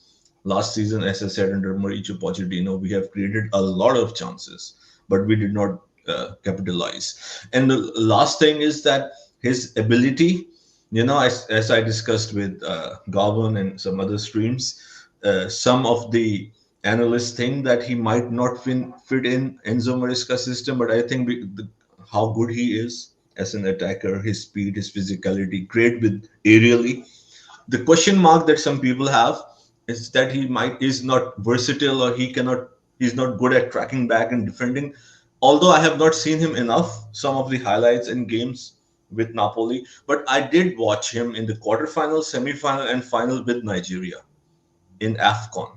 And I think because Nigeria play very compact, very deep, so he was doing the defensive works. He was linking up with the midfield. He was running yards to win, to get the ball, win the ball, and go and with the wingers in the attack. So I don't see this as a problem. I know there are 3 games that I've seen in AFCON, but there is a huge talk that he cannot do the defending. He is not a modern attacker, but I disagree. I think he has already shown it with Nigeria. Yes, you can say it was in Nigeria in a different surroundings, but he has done it. He did very well. So I think with the attributes that he has, with that we need a goal scorer. Some of the things, if they might need to further develop or to be a part of modern football or the Premier League, I don't see it as a problem, to be very honest. There are a lot of positives. So if we can get Osimhen, I will party. I will celebrate. Yeah. Thoughts on that, Garban, on Victor Osimhen? I know that we buy these young strikers, and I definitely know that for a fact that if we do get Victor Osimhen, a lot of people are worrying about Nicholas Jackson, but that solved my problem right there, and I know it solved Ty problem too. If we get a Victor Osimhen, I can see we finish probably third, to be quite honest. Because he's a goal scorer. You got Cole Palmer, very intelligent. With his assists. Pedro Neto, the same thing. Even Nicholas Jackson. If you notice, he when he plays on the left, he know how to make the runs. He's a better left winger, in my opinion, than how he's a striker. When he always look to link up play. So I think that we will cover in the attacking part. I know that he will score a lot of goals because he will get a lot of goals. To put them away. I wouldn't have to be worried about none of money where he can be in a exactly starter week in week out because he's just only playing for himself. So I definitely would take that one on. Reece James is injured again for how long we don't know. So Malagusto is still there. So I definitely will take Victor Osimhen right now. Yeah. Tyrone, your thoughts on that, bro, on Victor Osimhen? Yeah, I mean, I, I'm happy. I like what Jerry said. I like what Garvin said a while ago. In terms of what Jerry would have mentioned, people are obviously talking about the fact that, maybe he's not the greatest in terms of dropping deep, and in modern football the strikers that a lot of teams want is one that can be able to collect the ball from the midfield and either pass it out to wide and then get into the box, and then they get the end of crosses or whatever it may be, interchangeability, and being able to interchange and having that 1-2 touch here, being a part of the build up and not just being a target man who just wants to be in the box and not participating otherwise and just have the team creating for him. Victor Osimhen is not that type of player. A lot of people, and I know Jerry said that he may not have watched a lot of Osimhen, on a game by game basis. But if you can use what he did for Nigeria, and I never like that narrative that people have that, oh, it's for Nigeria, or oh, it's for this. No, the fact that you did it in one atmosphere means that you can do it in another one. You can't say that because, oh, it's for Nigeria, that's the case. No, if the coach that you have demands or is asking you to do this because you've done it for your country, then you're gonna have to adapt, even if it's not the greatest thing that you can do. Usman is a player that he can create as well. It's not his greatest attribute, but he can also create for his teammates as well. He's not a player who just looks to score goals and just score goals. He has scored a lot of goals for Napoli. He's been saving grace for them. He was very integral in them winning the Serie A as well. So you can't discredit that. So I think if we get him, it does fix a lot of the issues. As Garvan said, with Jackson, it fixes the issue because Jackson is not a striker. He's played as a striker, but he's not. And as Garvan said, when he's played on that left side, he's offered more because the pressure is less. He's not the one that has to get to at the end of crosses or passes. He's allowed to come deep. He's not the greatest dribbler, but he's able to time his runs to perfection. He has that intelligence to know when to come deep, get the ball, release the ball, and then run in and then be a part of the build-up. So he's more of a wide forward, a supporting, forward. That is the role that he should have. But he's been obviously given that situation from Villarreal where injuries crept in for them and he was forced to play as a striker. And he did quite well for them in terms of the goals that he scored for them, considering that was his, first time being utilized as a striker, at the highest level. But he's not a striker. It's shown. He's not that player that you should be putting the pressure to delivering you 20 goals a season. And even considering that, the fact that he was able to score the amount of goals that he did in his first season for Chelsea, albeit not being a striker, is impressive.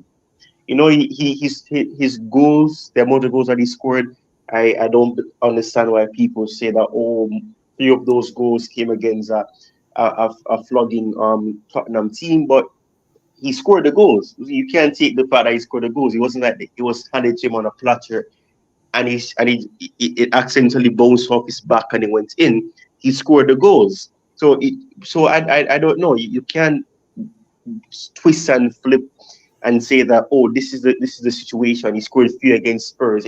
He scored the goals. Yes.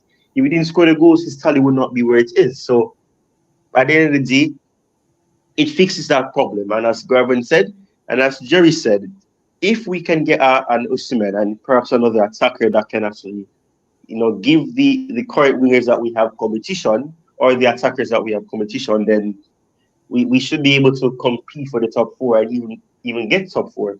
Because the issues that we have is the defense. And if Enzo Maresca stays true to his words where he's working with the defense, because as I said before, the midfield and the attack isn't necessarily the problem. A lot of the players look very unfit. I don't know if Gavin can attest to that. Perhaps he can. You could see that the team looked very also shaped. They looked confused because they're accustomed to playing a high line. And Enzo Maresca system doesn't necessarily mean you have to play with a high line. You push up a bit, but it's one where you have to be compact as well. Be able to time your strategies. You come deep. You have the goalkeeper coming up as well to help with the defense and build from the back as well. But that's not necessarily a case where you have to be high. So if Enzo Maresca can work on some strategies to get the defense back, to being in balance, then we should be able to to focus on that attack aspect. And if you can finish your chances, then you win the game. It's simple as that. But as in not what am I saying? As Jerry would say, as you would have said as well, Pochettino would have suffered from the fact of not, of the team not having taken the chances that were created. We didn't have a lack of chances. We created opportunities. We could have won trophies with him if we had taken the chances. But that's a conversation for another day. But in terms of creating the opportunities, we've done that on the Enzo Maresca. Fans can hold that as a positive to say that okay, we can break down the low blocks. If a team is dropping deep, you can still get behind them, get beyond them. So those are positives. We just need somebody to finish that. I don't like the terminology that Jerry used about being the missing piece, because we heard that Lukaku was the missing piece, and look how that turned out. So I don't want to hear anything about missing piece, but if he can help to get us in that right direction, then fantastic. But I'm not going to say he's a missing piece, because saying he's a missing piece means that all this time we just needed him, and it's going to be a case of it's a one man team where we just need Osimhen. We need the whole team. We need the team to work as a unit and being able to work together, create opportunities for each other. And when the opportunities are there, score from those opportunities. So we need that as well. But Osimhen for sure, if he comes, I'll be excited. But wages is apparently the one stumbling block as to why Chelsea haven't progressed further. And we can't forget about Samu Omoridion as well. So you have to see what happens. Although we're hearing he may go on loan. Or or I don't want to butcher the guy's last name, or Mark, for example. So there's options. Yeah, indeed. So Jordan, I'm just curious because as a rival fan, right? Mm, And not just because we are here that you have to say things mm.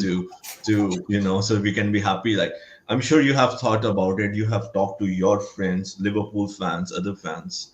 So what are the rival fans thinking about Chelsea next season and also about Enzo Maresca? So I'm really curious to know, like, what do you guys think? For me, man, yes. Um, yeah, Enzo. He was at Leicester. Went to he's at Chelsea now. Yeah, indeed, because what will he do? Yes, great achievement for him indeed. And what I think the guy will do well. No doubt. Cole Palmer scoring goals. Doing very well for you guys. Never getting any gaming time at Manchester City now scoring goals. But I want to see what he will do against Man. I hope you guys in do well. Hope the guy win because he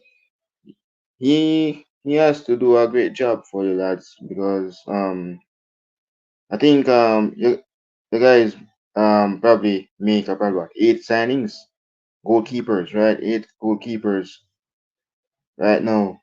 And if Chelsea wants to really have a chance to get Champions League, I want to see improvements from your guys. Indeed, you guys have a great team, great squad as well. So yeah, and the leadership of Reece James out injured. Every minute he's going to hospital. This does he really stay fit or every minute you hear he's out injured, next minute you hear he's ready for the game. But I'm looking to see.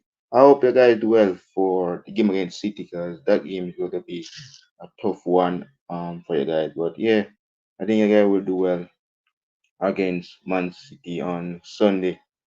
I hope you guys win that match on the weekend. Just a great team. The guys did a great job signing Pedro. I rate him a lot. He assists Wang Yi-chan against us. I'm not sure what about Wang Yi-chan, but what he will do at Chelsea, I think he will bring that up, that creativity for you guys. So, yeah. Thank you so much. What do you guys think about Tottenham signing Solanke? Yeah.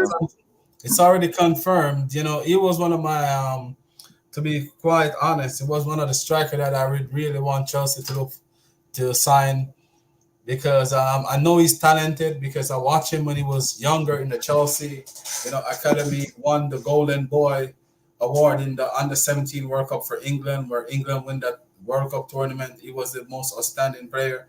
You know, he's a talented player. I think that when he left Chelsea, I think that he should have, go on a loan or go to a mid-table team where it would have been developed properly.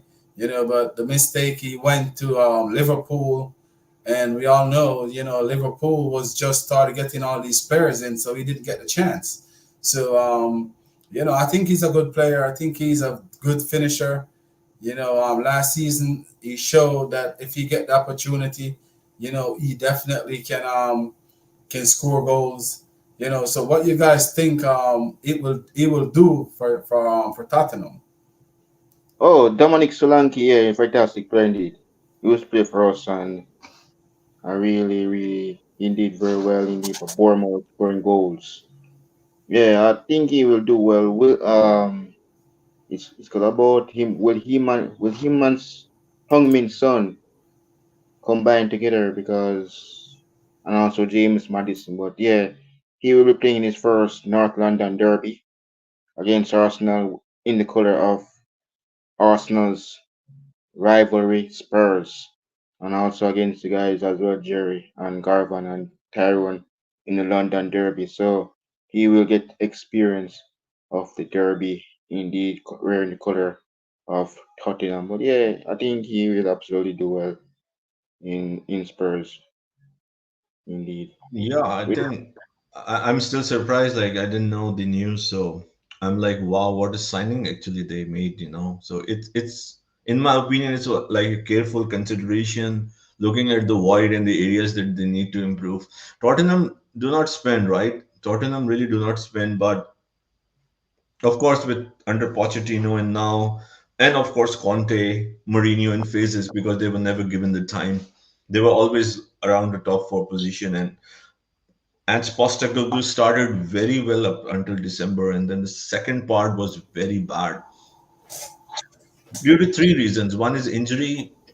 In my opinion, they were also affected, like not like Chelsea, but they were still affected given the squad depth that they had, and of course the style of play that he plays. Not every player was, you can say ready or good enough for that. So, and then of course they went, the legs went out. They went out of fitness and all that.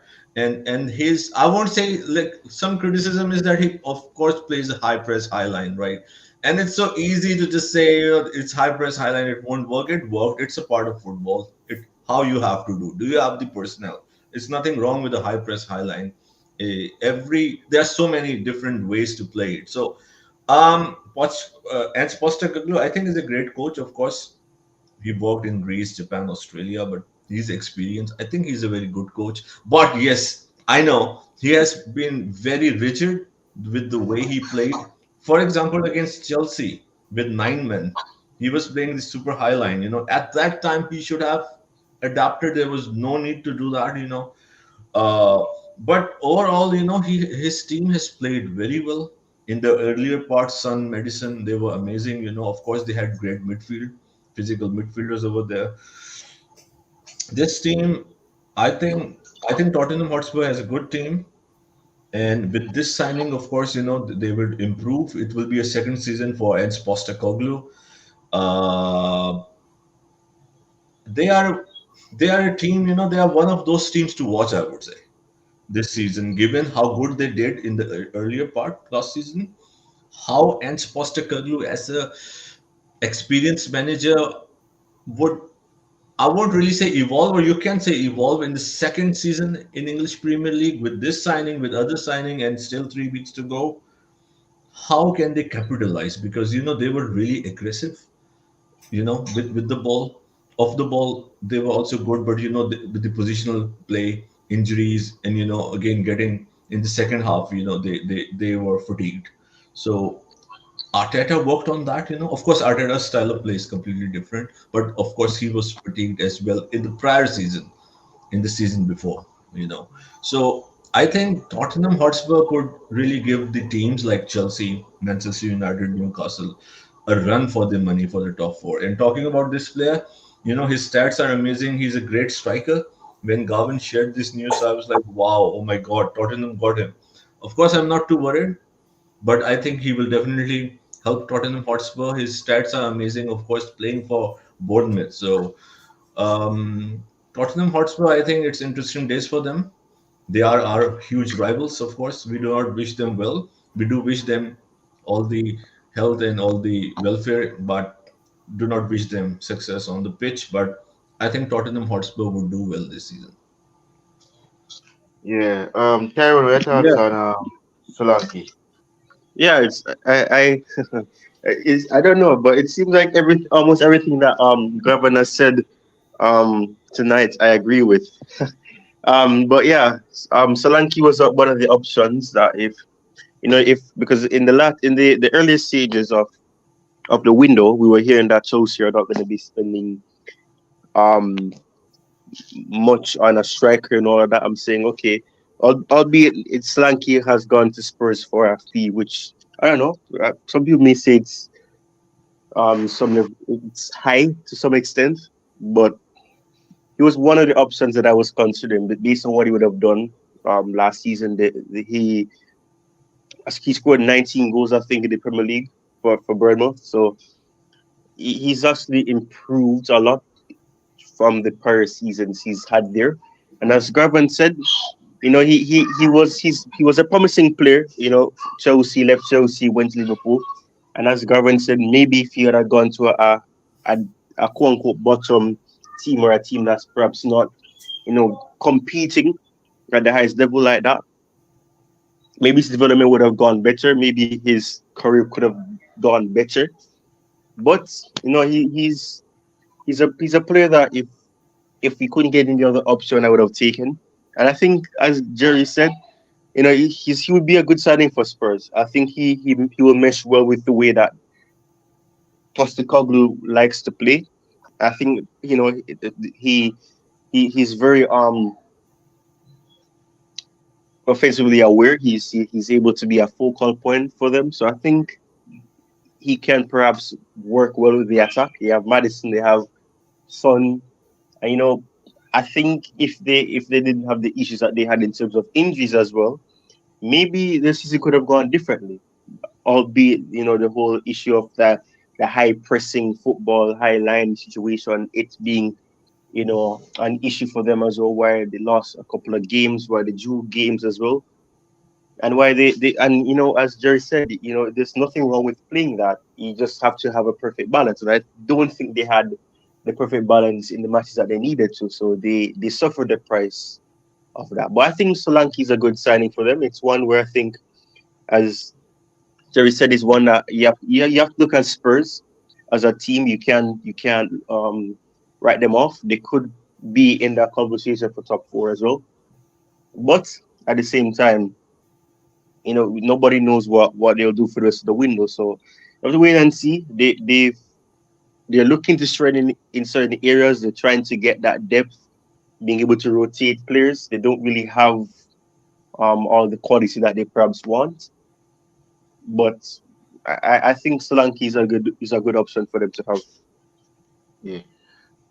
Okay then. Well, guys, thanks for joining. Indeed, Garbo wants to come on your channel, my brother.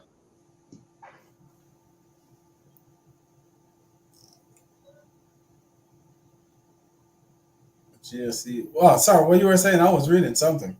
Hey, I was saying, wants to come on your channel. Oh, I'm not doing a show tonight. I'm taking Oh, it. Yeah, I'm just. I decided I'm gonna take the night off. okay then. Yeah, my two grandbaby run me to wreck, man. Yes, he did. Jerry, what's the come, my bro? You mean for the show, the next shows? Yeah, yeah. I think it will be Monday or Tuesday. I will let you know. Not today or tomorrow. Okay. Uh, But Ty, sorry. when you gonna do another live stream, Ty? Yeah. I was hoping you would ask that question. I was trying to avoid that question. But yeah. Ooh, I was thinking of a post match for the Inter match. But I don't know.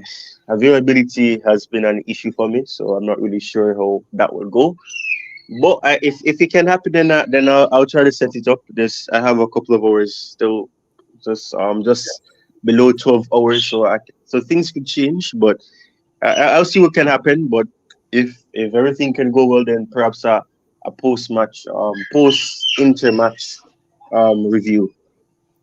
Yeah, I wouldn't mind you set it up because for me, I'm gonna use this weekend because I'm gonna do a Premier League opening. Where I'm gonna give away. Should I say what I'm gonna give away? All right, I'm gonna have. No, keep it a surprise. Keep it a surprise. Let me give you one. Let me give you one. I'm gonna have a $50 Amazon gift card. That's one of the giveaway. That's one of the giveaway out of the two. So I have a grand prize. That that I'm about to give away. So I hope you guys just tune in, to GFC Garvin next Saturday. The kickoff of the Premier League.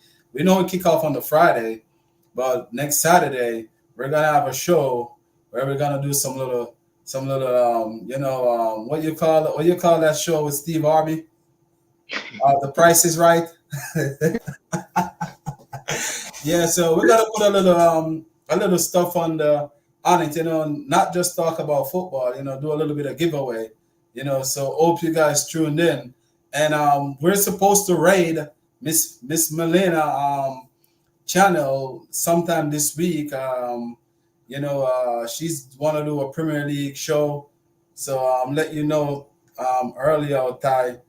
So we're gonna raid Miss Melina channel where we're gonna all go there and join her on stream to do a Premier League. But she need to tell us the time. So Miss Melina, right now we're on live. So if you want to tell us exactly the day so we can plan and prepare for it. Yeah, sure. No problem at all. Yeah, yeah. Mel got my number, so yeah. So yeah, indeed. Yes, guys. I'm looking. Tomorrow, my club Liverpool. We have two preseason game before we head down to Ipswich to face my Jamaican Omari Hutchinson. So yes, indeed, You're looking not forward. sure if he's a Um, Jamaican because you're not sure if he's going to represent Jamaica. So let me get that straight. It's still sitting on the fence. that's the case. So yeah, indeed. But yeah, yes, indeed. Looking to face Omari Hutchinson. Indeed, I'm happy he is in the Premier League. I'm looking forward to facing for the first time. Indeed, in the Premier League on Saturday. Indeed, doing watch along for that game. In the Premier League predictions coming up as well for game week 1 of 38th. As well, Champions League is also back for us. We're back in Champions League. Looking to see what my new manager will do. Arne Slot. I'm gonna back this manager to the fullest, despite I'm not really used to him yet. But I want to see what he will do comes on Saturday. So yeah. So what's to come, guys? Preseason game, Liverpool, Sevilla, as well at Anfield, and we have Las Palmas behind closed doors as well. So yeah, you guys have any last words to say Yes, before Miss we get Melina out? was saying, that she want to do the stream on Thursday, if I'm correct. Yeah, so we can do it Thursday evening, probably about it would be on Thai's time because 6 o'clock is good for me in the evening. I don't know about Jersey, but 6 p.m. UK, right? no, US. Your time. So 11 p.m. UK time. Yeah, that will be great. So yeah, you can come back from the office. So if Miss Melina, like if that time would suit you, or around 6 7 p.m. UK time. Sorry, 6 7 11 p.m. or midnight UK. I mean late over here, but it will be ideal for Canada, US. So Gavin can come back from the work. So yeah, that will be great. So we can all join if possible. So as you said, the final word is thank you for the stream. Our community brotherhood, really enjoyed discussing. Jamaica, of course, I'm learning with you guys about Jamaica. I just said about the manager, and of course, Ty came here, added great value, Govan as always, and it was a fantastic stream. So, final word would be keep an eye on La Liga as well. I wanted to give a shout out. I think La Liga will be interesting after Yeah, years with, of course, the mighty Real Madrid with Bellingham, Mbappe, Barcelona. Let's see, they are reported they are very close to Nico Williams if they can get him with, in my opinion, one of the best managers out there, Hansi Flick, and Atletico Madrid with our beloved Conor Gallagher. Really excited to follow them, Julian Alvarez. So if we, of course, as fan of football, I think, in my opinion, La Liga could be a three-way dance this season. So, so I wanted to mention that. So thank you, Jordan, for having me. yeah, man, indeed. Thanks also to come on, Tyrone, for the first time, bro, making your debut, indeed, bro. Massive Yeah, deal, bro. I think my debut has gone better than most footballers. Um, Yeah, yeah, I'll be having you guys on again for when we meet in the Premier League for opposition preview, home and away. Cause we cannot stop playing each other. So yeah, looking forward to have you guys for that massive preview when the Reds of Liverpool take on Blue out of Stamford Bridge. Chelsea. So yes, guys, road to 1.5k is on the way, guys, and then we'll focus on the 2k indeed. And guys, let's get Jerry to 500 subscribers. He's doing a massive job. Him and Garvan, they're doing very well. And great speech from you as well yesterday, Garvan. Really heard what you have to say about Jerry, and the guys are doing a fantastic job. Keep with the great man. The guys are yeah. legend. As So guys, always, man. Togetherness is the key of life. Each one teach one. That's yes, how it indeed. goes, right, Ty? Yeah, each one teach one. Just gave me that Jamaican vibe. Yes, indeed. So yes, guys. So see you guys tomorrow in the next one. I'm out and have a great Tomorrow, night. ready in Ty channel. So Ty, get it up and running. Ready in your channel tomorrow, cause I have to cook all day, so I can't do a stream. So I will jump on while I'm cooking. Yeah. I can pause and run away. Yeah. So guys, Yeah, just don't burn down the house. No, not like the last time. so yes, guys. So take care, guys, and we're out. Thank you. Peace. Peace.